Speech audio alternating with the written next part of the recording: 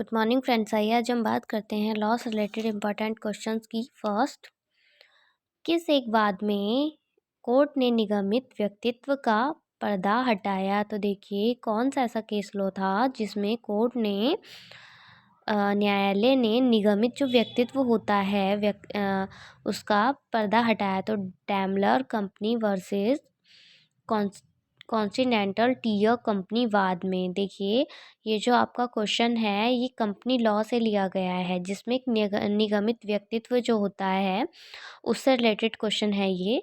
तो इसमें case law कौन सा था? Daimler company versus Continental tyre company वाद। अधिकारों का चार विधिक सहवर्ती के रूप में विश्लेषण किसके द्वारा किया गया था? तो देखिए जो अधिकारों का चार विधिक सहवर्ती के रूप में विश्लेषण था वो हो फोल्ड के द्वारा किया गया था। मार्च 2003 में यूएसए संयुक्त राज्य अमेरिका द्वारा इराक पर किया गया जो आक्रमण था वो यूएनए के अकॉर्डिंग, इंटरनेशनल लॉ के अकॉर्डिंग क्या था? न्याययुक्त नहीं था, या आप कह सकते हैं न्यायानुमत नहीं था।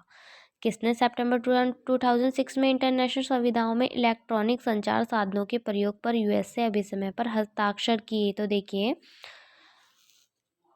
ये दोनों ही क्वेश्चंस आपके जो हैं इंटरनेशनल लॉ से रिलेटेड हैं।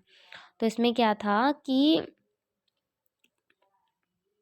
सिएरा लियोग ने हस्ताक्षर किए थे, ठीक है, यूएसए अभिसमय पर।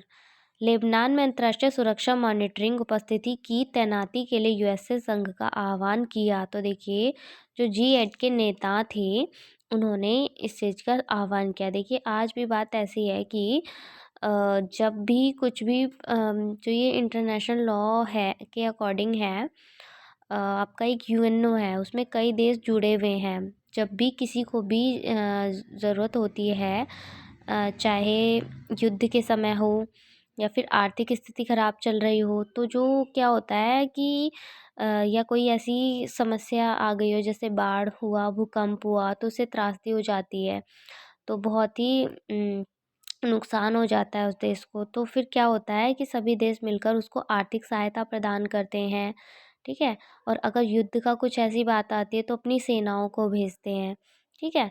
तो उसी तरीके से जो लेबनान में अंतर्राष्ट्रीय सुरक्षा मॉनिटरिंग उपस्थिति थी उसमें यूएसए संघ का आह्वान किया था G8 के नेताओं ने।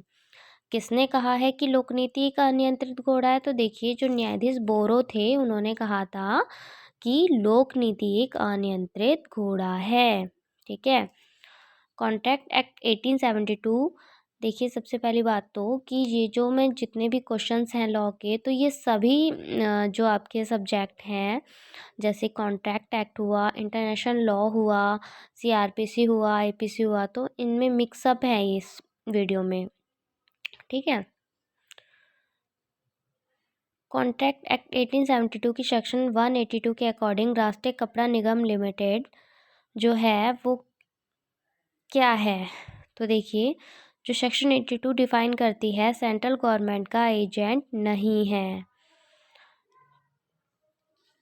जो राष्ट्रीय कपड़ा निगम लिमिटेड है उसे हम क्या कह, सेंट्रल गवर्नमेंट का एजेंट नहीं कह सकते हैं भाई। क्यों? क्योंकि वो तो एक निगम है ना, एजेंट थोड़ी है वो।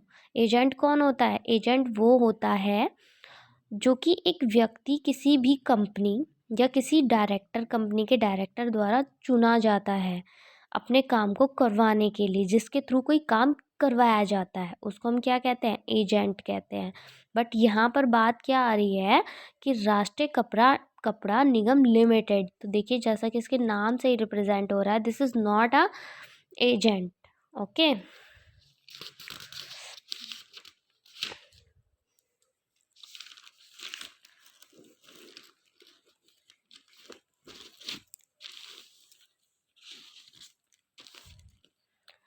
सीआरपीसी के कौन सी सेक्शन हाई कोर्ट की पुनरीक्षण पावर से रिलेटेड है? तो देखिए जो सीआरपीसी की सेक्शन है पुनरीक्षण की पावर, जो पुनरीक्षण की शक्ति होती है वो हाई कोर्ट में किसके सेक्शन 401 के अकॉर्डिंग की गई है?